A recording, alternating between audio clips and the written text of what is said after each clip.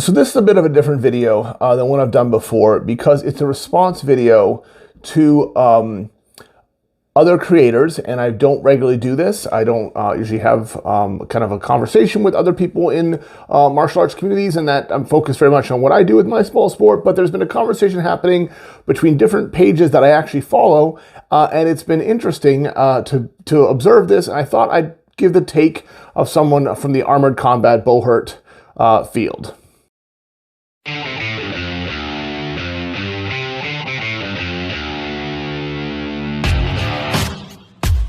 So what am I talking about? These are all pages that I follow, fighting and martial arts pages and training pages for different reasons. And I think it all started originally with Armchair Violence, which is an MMA self-defense based page that I like. I'll link the videos below to all of these because they're worth watching, even for the things I disagree with. And Armchair Violence basically put out a video about the problems with HEMA. So HEMA, for those who don't know, Historical European Martial Arts, is a form of martial arts involving weapons and swords. It's grappling and other stuff as well, but it's all about historical, medieval kind of recreating or learning from the manuals and trying to be authentic, at least in my experience with it, as close as they can to the original manuals and transcripts and things like that, and kind of deciphering. It's also archaeological work as well as actual sport fighting and things like that, and kind of keeping that tradition alive. Super cool stuff, not what I do. It's, longsword, you'll see a lot of longsword fighting in HEMA, it's very popular. And the conversation that Armchair Violence put out was about how if HEMA wants to become popular, it should sportify itself more. It should be less concerned with treaties and being kind of nerdy, and he's very nerdy. Talk about nerdy, and I'm a nerd, so I don't care, but very nerdy, and how it's, and to get away from that and get into being more popular and more about the competition and more about the sports and more about the winning, even going so far as to say challenging other martial artists from other disciplines to fight their weapons, their swords against our swords, so katana versus longsword in a very public way, in the way that the Gracies did with jiu-jitsu to make them, Gracie jiu-jitsu such a big thing with UFC and all that stuff. So, well, a lot of that I think it can be true. I think it's funny that in his video, he showed on two different examples, Armored Combat, Bohurt, steel fighting, and it's not HEMA. It's what we do. So that sport already exists. If you're looking for the sport that is all about the competition, the violence, closer to MMA, we have pro fights, which are basically MMA and armor. That's what it is. Night fights in the ACS league. That's a similar idea. So it's kick, punches, throws, grapples, all that. Pro fights even involve ground fighting for a while. So it exists if you wanted that sport, and that sport's growing. That's what we do. So it's really weird to watch a HEMA video and have him show a different sport and then and not talk about that in detail. It'd be like me being like, oh, we should promote marathon running, and marathon running is really important, and then I show a clip of a 100-yard dash as my example. Yeah, they're both involving running sports. HEMA and Bohurt are both weapon-based sports primarily, or disciplines, if you don't call them sport, I don't care, but they're not the same, so why not talk about the one that already exists? So there's an ignorance there to the other sport that he was even showing videos of, and I just thought that was really interesting. So then Matt Easton from Schola Gladitoria, who I highly respect, put a response video out, and he actually talked about Battle of Nations and Bohurt, and gave us some credit, which I really appreciated. Talked about how scary and dangerous and how aggressive it is, and how, and didn't downplay it at all. He talked about the benefits of it, and it is historical, and it wasn't HEMA, and I appreciate that, because that to me was a great response. He was saying there is a sport that's like this, and HEMA has its own advantages. I think HEMA gets a bad rap in some ways. I think there are some clubs and communities that are very, very gatekeepery and kind of keep people from participating if you don't want to be all about the archaeological study of it and just want to sword fight instead of just making it fun. I think that exists. There's lots of them that are just want to have a good time. I'll tell you, I had a personal experience. I was in at the national championships in Reno, Nevada for Armored Combat for the ACS this year. On the other side of the floor, there was a HEMA demonstration demo that allowed participants to come and try, and you got to learn about it and stuff. And they were really not welcoming. I went over there and I stood by their area for probably 15 minutes, like at the front, waiting for someone to come talk to me. And they just sparred themselves and never communicated. It was a very weird thing. And I felt very off-put. And I saw it happen to multiple people. So like that in a particular club, I don't know anything about them. All I can say is I had a bad experience. And you have one person who might want to learn more about what you're doing and you didn't share anything. So don't do that. No, don't be a gatekeeper. Let everybody participate. That's why we have people come to our armored combat and they soft kit and they spar with foam weapons and we have a great time and they progress to steel if they want. So I appreciated Matt's response. Matt has a huge page. I mean, Armchair Violence is a huge page. I'm a tiny little YouTube page. So I'm sure my responses make any difference. But it was very interesting with Armchair Violence's view to be like, you guys should be more sportified. And I go, we have that. That's Bohurt. Come talk to me. If you want to, if you see this video, you want to chat, I'm happy to talk about it and the differences between the two.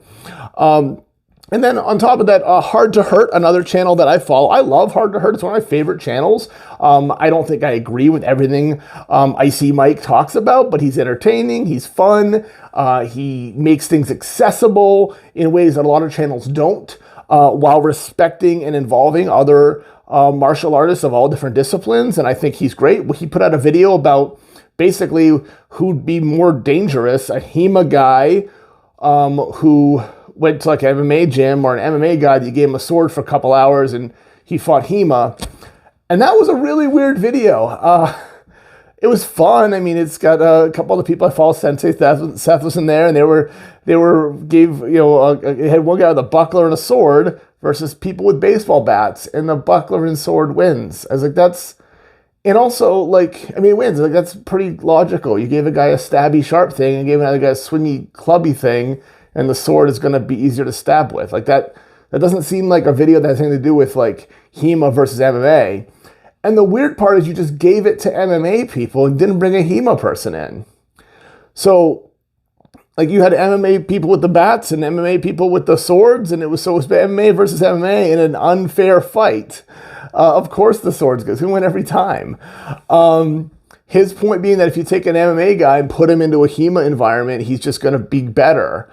I have no idea. I've never done real HEMA, but I find that very strange. You take a discipline, you didn't bring one of the people in from that discipline who's qualified to talk about it or has done it, and put him again. Like, I would like to see him, if he wants to train, pick an MMA guy, give him 2 hours of sword training, stick him into HEMA sparring and see how he does. I don't think it would go great, is my guess, because HEMA people spend a lot of time with their swords, right? They know their weapons.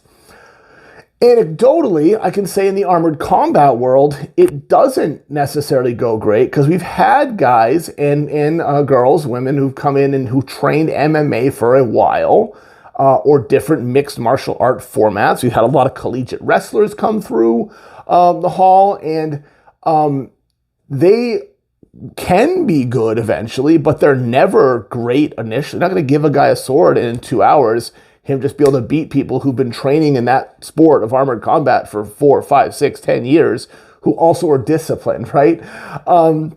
I've fought a couple guys who came in, they were MMA, and they were in great shape, or athletes, they know what they're doing, but their timing was off with weapons, their distance was off. Once you put armor on them, they move differently.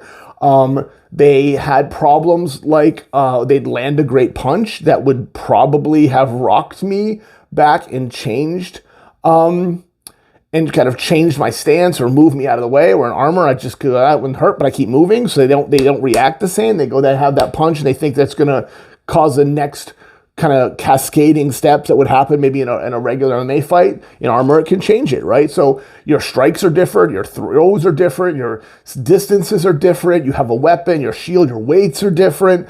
Like, it takes time to learn any sport. And that said, I'm not gonna step into an MMA gym and go, oh, I fought armored combat, I'm gonna be great in this MMA match. No, I'm gonna probably get killed, right? Like, I get someone who trained in that discipline.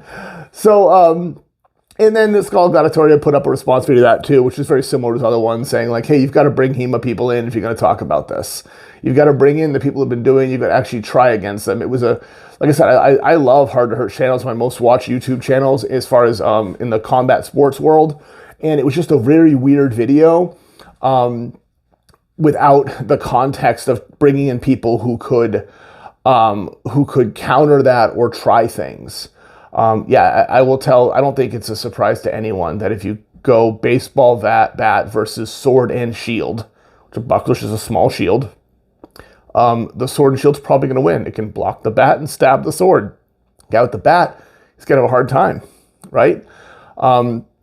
Also, not for nothing, the bat was about the same length as his sword. So even if you gave a sword versus sword and shield that are the same length, all things considered, the sword and shield guy should win. He's got it. He can block and strike at the same time, where the guy can do only one or the other. So, like, I just think it was a really strange video to kind of prove a point on, instead of just going out there and trying it. Like, grab HEMA people. And again, I'm a tiny channel. Like, these guys have, hundreds of thousands of followers or whatever. I don't know, millions of views eventually over all their stuff. And I'm a tiny little channel in a smaller sport of armored combat. But I will say that if you want to talk, if you guys happen to see this, anybody of Armchair Violence, Hard to Hurt, even Matt of Schola Gladitoria, want to talk to someone who does the sport of armored combat and of Bohurt, and talk about the differences in the disciplines and what we train, and how that can be applied, I'm happy to do it. But I don't think that you should be making those comparisons without bringing in people from the fields to at least try it against. So kind of recap it real simple.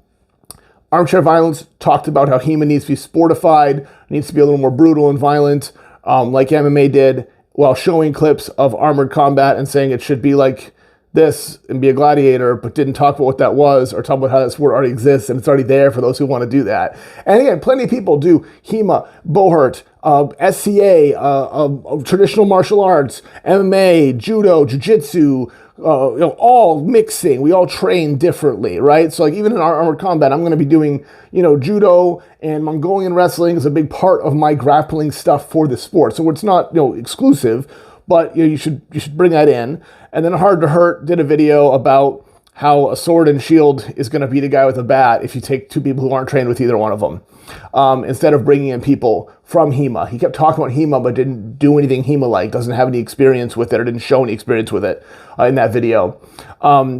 Very strange. And then Matt from Schola Gladitoria did a great job responding to both those. I'm going to link all the videos I can find below it. I would love your thoughts and your responses to this. Is this helpful for me to talk about?